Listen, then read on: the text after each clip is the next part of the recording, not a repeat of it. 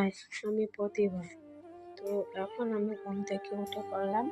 তো সর্বপ্রথম আমি চলে গেলাম ছাগলগুলোকে বার করতে। সকালে উঠে তো আমাদের অনেক কাজ থাকে। তো কাজের মধ্যে প্রথম কাজ হচ্ছে ছাগল, গরু এই দুটাকে বার করতে হবে। কারণ এদেরকে না বার করলে এরা ওখানে মানে বিরক্ত করবে বার হওয়ার জন্য। ছাগল বার করে দিয়ে এখন ঝাড় দিচ্ছি। গরুগুলো এখনো বার করিনি, কারণ ভাবছি যে আমি তো ঝাড় দিচ্ছি, কারণ এমনিতে বড়বেলা হয়ে গেছে, গরুগুলোকে বার করতে তো দেরি লাগে। তো আমি ভাবছি আগে ঝাড়টা দিয়ে দিই, তারপরে গরুগুলো বার করব, না হলে আমার শাশুড়ি মা বার করবে। কিন্তু শেষমেশ আমাকে বার করতে হচ্ছে গরুগুলো।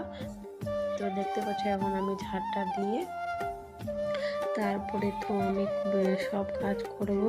কারণ এখন বাজে হচ্ছে 5টা।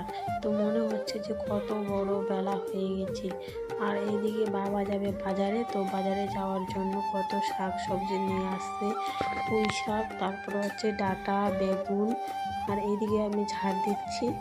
তো ভাবছি শাশুড়ি মা উঠবে, গরুগুলো বার করবে। তো আমার ঝাড়টা দেওয়া কমপ্লিট, তাও শাশুড়ি মা ওঠেনি। তো শেষমেশ আমাকে গরুগুলো বার করতে হবে। আর এইদিকে আমি নীলকণ্ঠ ফুলের গাছ লাগিয়েছি। তো একটা পুচকি ফুলও ফুটে গেছে। তো দেখে মনটা খুব ভালো লাগলো। আর এদিকে আমি গরুগুলা বার করছি, যেখানে আর কি গরুগুলাকে খেতে দিব সেখানে গিয়ে আর কি বেঁধে দিচ্ছি, কারণ ওরা তো চলে যাবে না যেদিক সেদিক, তার জন্য।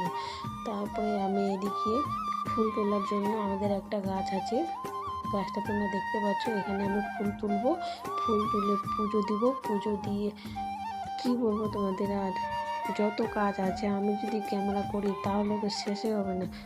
যেরকম আর কি একটু দু একটা করি।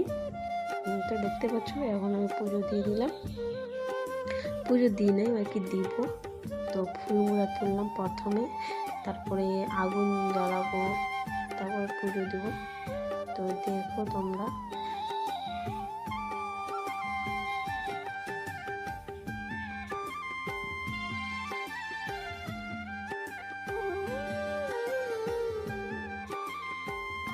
এদিকে পুজো দেওয়া কমপ্লিট করে আমি এদিকে রান্না বসাবো, কারণ বর আবার যাবে কাজে। তো তার জন্য আমাকে তাড়াহুড়া করে রান্না করতে হবে।